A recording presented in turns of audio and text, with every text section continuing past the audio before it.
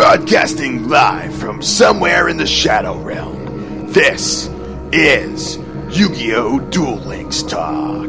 Here's your host, Doug Dimmaduel.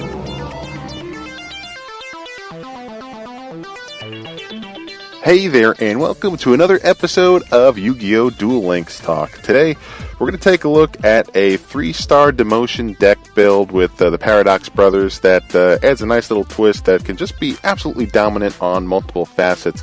And I'm sure some of you may have experience going up against some of these types of decks within your experience in PvP, but it is the Dark Magician / Dark Magician Girl style deck here. And I've been having a lot of fun playing around with this. I know there are much better builds where things are a little more efficient, a little more consistent, and a lot less clunky. But because I'm limited in capacity with some cards, I only have 2 copies of Dark Magician and only 2 copies of Dark Magician Girl. I'm making do with what I have, still going at it, making a deck, and it's been actually pretty darn successful within the PvP so far. I've had some pretty good winning streaks. I've went on a few skids as well, but I feel like that's just the nature of PvP when you're trying to draw certain cards, and it's just not happening for so many games in a row. You just can't get your combos off. But anyway, I want to start going through some of these cards. The first one, of course, is your standard Dark Magician Girl, the level 6 Spellcaster, 2,000 attack, 1,700 defense. This card gains 300 attack for every Dark Magician or Magician of Black Chaos in either player's graveyard. So this is a good piece as well, and I'll explain why in a little bit. There's a little bit of a combo play that you get off of your Dark Magician Girl. It's a really good card. Next, you have your standard plain vanilla Dark Magician, level 7 Spellcaster, 2,500 attack, 2,100 defense. This is your facilitator card. This is the one that you want in your hand and hopefully on the field rather quickly, depending on what other spells you may have in your hand. But yeah, Dark Magician is really the backbone of this deck, and I'm really trying to get that third one. I've been farming Yugi and not really having much luck so far, but trying to get that third one. Next, I have 3 copies of Blue Dragon Summoner. It's the level 4 Spellcaster, 1,500 attack, 600 defense. If this card is sent from the field to the graveyard, you can add 1 Dragon, Warrior, or Spellcaster type normal monster from your deck to your hand. So what Blue Dragon Summoner does is allow you to search out your Dark Magician, bring that into your hand, and hopefully you could use your 3-star Demotion skill and get Dark Magician onto the field in that next turn. What I like to do, just because I don't have multiple copies of Supremacy Berry, I like to run 2 copies of Skullmark Ladybug. It's a level 4 insect, 500 attack, 1,500 defense.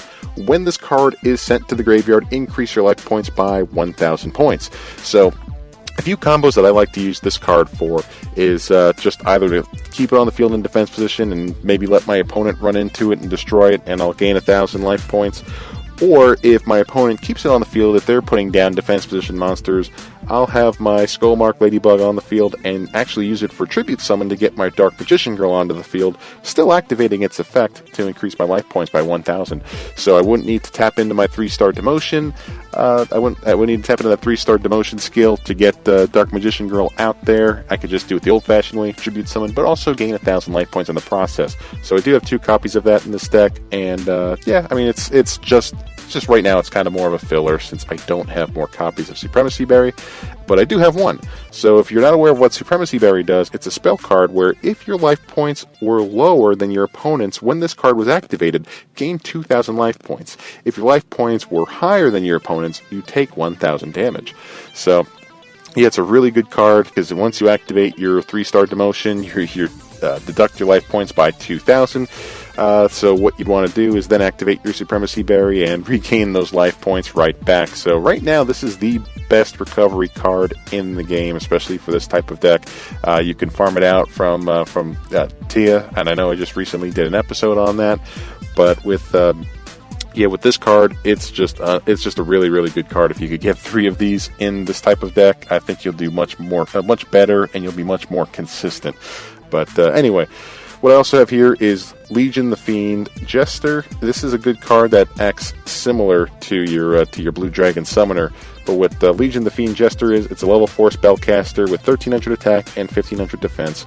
Its effect is during your main phase, you contribute summon one spellcaster type monster in face-up attack position, in addition to your normal summon or set. You can only gain this effect once per turn. If this card is sent from the field to the graveyard, you can add one spellcaster type normal monster from your deck or graveyard to your hand. You can only use this effect of Legion the Fiend Jester once per turn. So this is a super rare. You can get this one, I believe, in the Flame of the Tyrant box set. So I only have one right now. I haven't gone through that box set again, and I'd like to pick up at least one or two more copies of Legion the Fiend Jester, and maybe kind of start dropping maybe a few copies of Blue Dragon Summoner, because you're gonna have too many of the same cards that are doing the same thing.